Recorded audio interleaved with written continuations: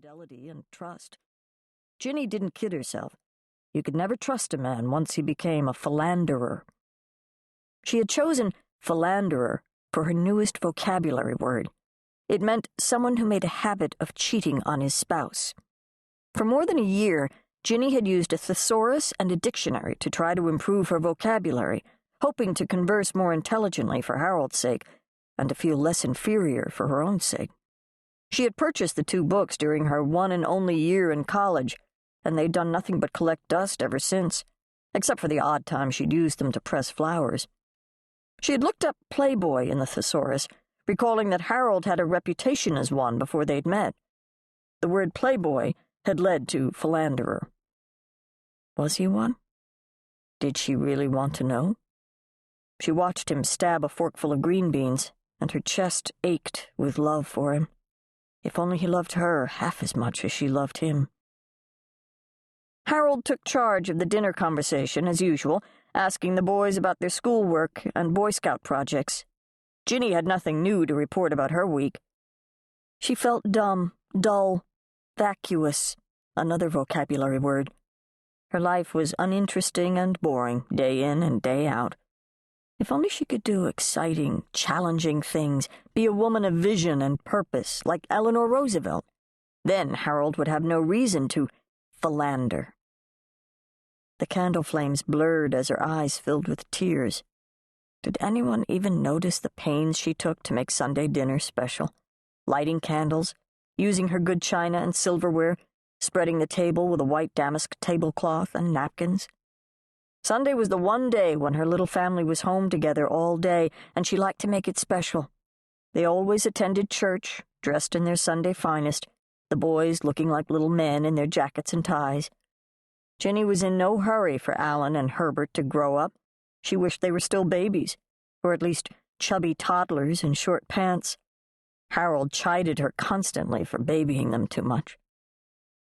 Virginia watched the mashed potatoes and Jell-O vanish, the pot roast shrink to scraps of leftovers. All too soon, Harold and the boys had gobbled down the apple pie she'd baked, excused themselves from the table, and disappeared into the living room. Harold sighed as he slouched into his armchair with the Sunday Times.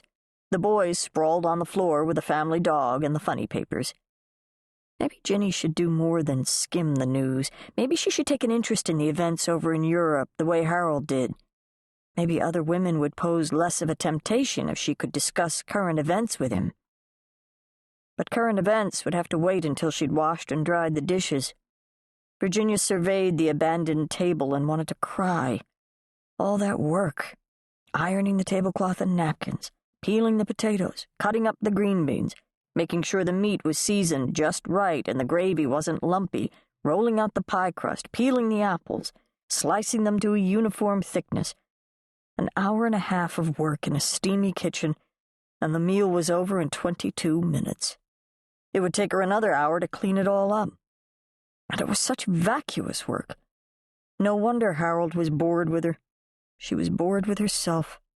She wished she were bolder, smarter, more confident, like Eleanor Roosevelt. Virginia was drying the last of the pots and pans when the telephone rang. "Ginny, are you listening to the radio?" her next-door neighbor asked breathlessly. "No, why?" "You'd better turn it on. We've been attacked." "Attacked? What do you mean?" But Betty had already hung up. Ginny hurried into the living room, stepping over Harold's outstretched legs and Alan's strewn comic books as she made her way to the radio. The humpbacked Philco came to life with a hollow plunk.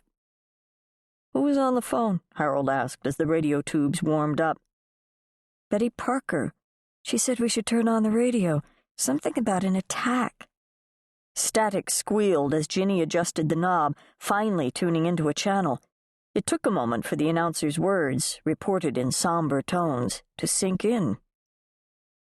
"Thick smoke is still billowing from the United States Naval Base at Pearl Harbor, where the U.S. Pacific Fleet is anchored, and from Hickam Field, where more than 100 U.S. planes have reportedly been destroyed on the ground. There is still no word on how many ships were damaged. So far, at least 200 servicemen are confirmed dead, but the death toll is expected to rise." Harold lowered his newspaper and sat forward on the edge of his seat.